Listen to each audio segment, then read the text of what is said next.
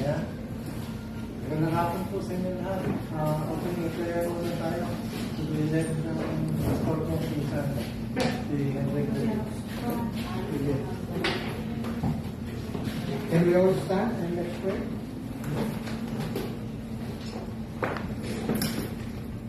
Ama namin Diyos sa nasa langit, maraming salamat sa hapon ito. Maraming salamat sa mga biyaya pinagkakaroon mo sa bawat isa sa amin, physical, mental, at spiritual. Salamat Panginoon sa pagkakataon ito, kami makapagtipon sa gapong ito upang pakinggan ang mga bagay na ikabubuti at ikalalago ng aming mga pamumuhay na handog ng isinan ito. Salamat Panginoon sa bawat isang narito. Dalangin namin ang iyong paggabay, biyaya, at pagmamahal sa bawat isa sa amin. At nabayan po lahat ang magsasalita at lahat kami mga makikinig. Sa ngalan ni Jesus, aming takilang tigpapligtas.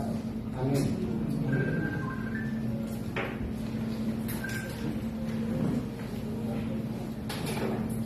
Maraming salamat po sa pagdating niyo po ngayon. Inacknowledge ko po ang grupo ng Romana na magiging unang proyekto na i-introduce namin sa Malacanang. No? Kasi si Bongbong Marcos sumunod sa akin yung kanyang admin, humingi siya ng legit documents, no, regarding sa organization, ano. At ang napili ko dahil sa suggestion ni Rose na gagamitin yung Romana, yun yung representative ng organization ng kanila. So, na-acknowledge ko rin si Ma'am Cornelia, specialty niya natural pati. So, marami din dito taga-Romana na so mag-collab tayo na si Ma'am Maki, ang specialty niya naman sa systems, no? Siyempre ang pinaka-importante din isa ko si Henry David. Siya yung aking gabay pagdating sa spiritual na bagay, no?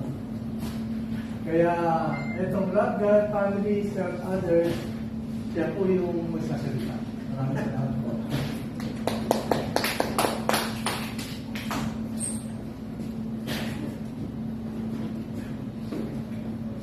Magandang hapon sa inyo lahat. Magandang hapon. God is good? All the time. All the time? God is good. Good. Yung iba, kilala na ako. Yung iba, hindi pa, no? Henrik David.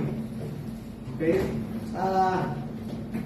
Itong topic na naging gusto ni Isa na i-deliver ko sa inyo ay importante, no? Bago itong hanap buhay, bago pa natin pag-usapan negosyo, mag-usap muna tayo tungkol sa Diyos. Amen? Amen. Yeah, pag-usapan muna natin siya. Ang sabi dito, love God. Mahalin natin ang Diyos. Di ba? Sa John 3:16, ano ba sinabi? For God so loved the world that He gave His only begotten Son, that whosoever will believe in Him should not perish but have everlasting life.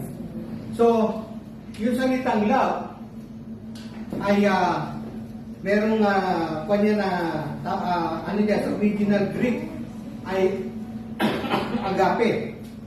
No? Narinig niyo sa salitang agape, no? Or agape. Yun yung sinasabi na yun ang pag-ibig na Diyos lamang ang pwedeng mong maibigay sa tao. Yung agape is the highest form of love that only God can give to mankind. Yung phileo, ito yung brotherly and sisterly love. Iba naman yung sa mag-asawa at iba rin naman yun sa mga labas ng asawa. No? So, yun yung apat na ako ng pag-ibig. Yung pag-ibig natin sa bawat isa, yan yung phileo. Narinig na yung State of Philadelphia.